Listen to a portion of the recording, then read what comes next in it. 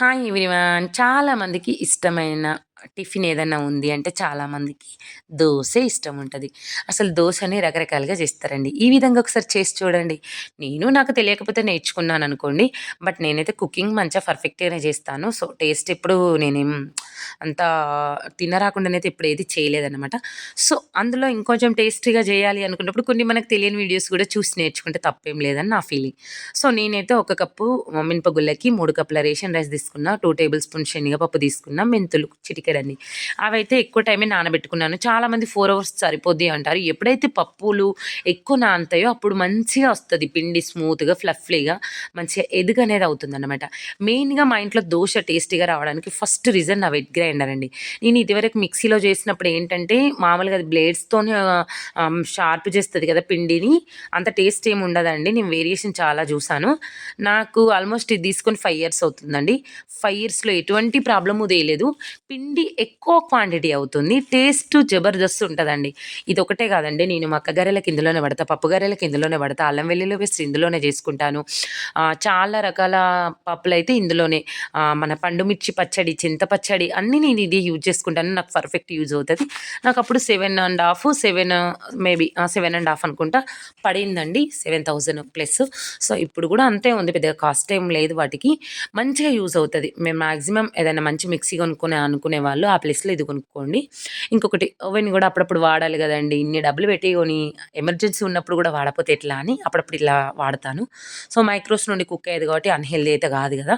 So, నాకేందంటే ఇప్పుడు మనం stove పెట్టి వెలిగించి అవన్నీ వేయించడానికి నాకు ఒక మినిమమ్ ఒక 15 మినిట్స్ టైం వేస్ట్ అవుద్ది. పొటాటో ఉడకాలన్నా, పల్లీలు వేయించాలన్నా. సో, 2 మినిట్స్ అంతకంటే ఎక్కువ పట్టదు. 4 మినిట్స్‌లో అవి నాకు కుక్ అయిపోతాయి ఓవెన్ వాడడం వల్ల. సో, ఎమర్జెన్సీ ఉంది ఇప్పుడు నాకు ఖచ్చితంగా ఇమ్మీడియేట్‌లీ కావాలి అన్నప్పుడు ఎక్కువ వాడతాను. నెక్స్ట్ ఇటైతే కర్రీ ప్రిపేర్ చేశాను. ఇటు చట్నీ ప్రిపేర్ చేశాను. రకరకాలుగా చేస్తారండి. ఎవరి స్టైల్ వాళ్ళది. మనకు నచ్చిన స్టైల్‌లో మనం చేసుకుందాం. టేస్ట్ రావట్లేదు నేను చేసేది అనుకున్నప్పుడు మనం వేరే వాళ్ళని ఫాలో అప్ అవ్వచ్చు. నేను బా చేస్తా ఓకే. నన్ను కుకింగ్ ఓకే. పర్ఫెక్ట్ అన్నప్పుడు మన స్టైల్‌లో మనం చేసుకోవడమే బెటర్ అన్నమాట. సో, ఏదైనా మన ఇంట్లో ఇంగ్రీడియెంట్స్‌తోని చేసుకున్నప్పుడు అది టేస్ట్ బావుంటుంది. కొన్నిసార్లు టేస్ట్ లేకపోయినా మనకి హెల్తీ ఉంటుంది. సో, మనం బయట తినేదేంటంటే టేస్ట్ ఉంటది. అన్‌హెల్తీ అయ్యుండొచ్చు. రకరకాల టేస్ట్ సాల్ట్స్, రకరకాల మసాలాలు ఎన్నో యూజ్ చేస్తూ ఉంటారు. సో, మనం కంపేర్ చేసుకున్నప్పుడు మనం హోమ్ ఫుడ్డే బెటర్ అన్నమాట. సో, టేస్ట్ రావాలి, హోమ్ ఫుడ్ కావాలన్నప్పుడు కొంచెం కేర్ తీసుకొని కొన్ని వీడియోస్‌ని, కొన్ని లింక్స్‌ని మనం ఫాలో అయ్యి చేసుకోవడం బెటర్. ఏదన్నా కానివ్వండి, అది కుకింగ్ విషయమనే కాదు, ఇంకే విషయంలో అయినా మనకు నచ్చినట్టే చేసుకోవాలి ఫస్ట్ థింగ్. మనం చేసే పని వల్ల ఎదుటి వాళ్ళకి హాని ఉండొద్దు. ఐ మీన్ అది ఇంకే విషయం కుకింగ్ అని కాదు ప్రాబ్లమ్ ఉండొద్దు.